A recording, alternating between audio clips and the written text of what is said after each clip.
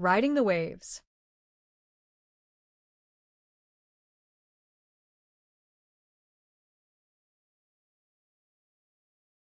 Emma stood at the edge of the pier, her arms wrapped tightly around her jacket as the cold sea breeze nipped at her cheeks.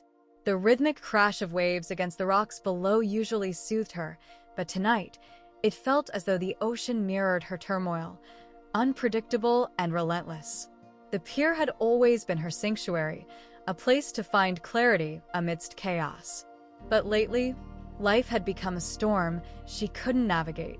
The weight of expectations, failed attempts, and lingering self-doubt seemed too much to bear. In her hand, she clutched a small letter, the ink smudged from her hesitant grip.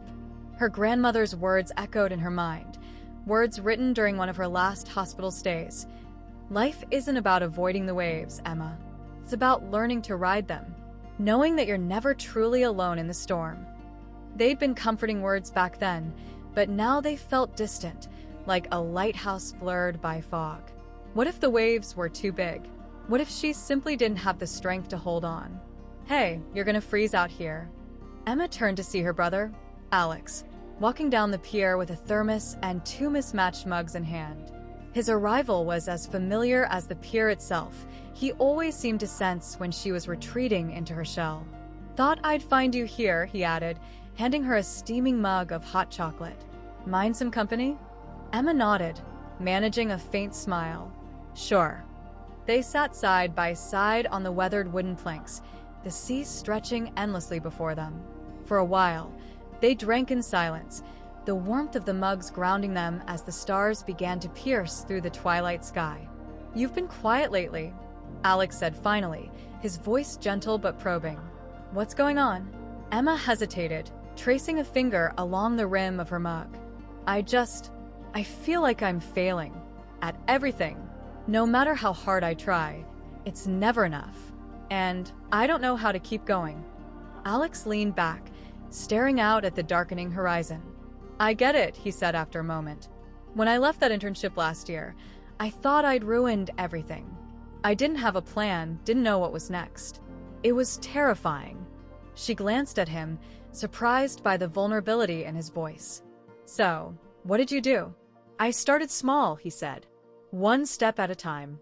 And I remembered something Grandma told me once. She said, courage isn't about having no fear. It's about choosing to face your fear, knowing you'll never face it alone. He chuckled softly. She always had a way with words. Emma smiled faintly, the memory of their grandmother's warmth bringing a flicker of comfort. But what if I can't do it right? What if I keep messing up? You will mess up, Alex said with a laugh.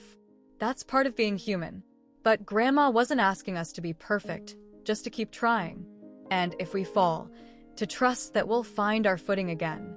You don't have to fix everything tonight, Emma. Just take one step. The ocean's roar softened in her ears as his words sank in. Maybe the waves weren't something to fight against, but something to learn from. Taking a deep breath, Emma unfolded the letter in her lap and began to read her grandmother's familiar handwriting. The words, though tear-stained and faded, held a quiet reassurance. As the stars multiplied overhead and the night enveloped the pier in its calm embrace, Emma found a spark of hope she thought she'd lost. The challenges weren't gone, but the weight of them felt just a little lighter. And for the first time in weeks, she felt ready to take that first step into the unknown, trusting she wouldn't take it alone.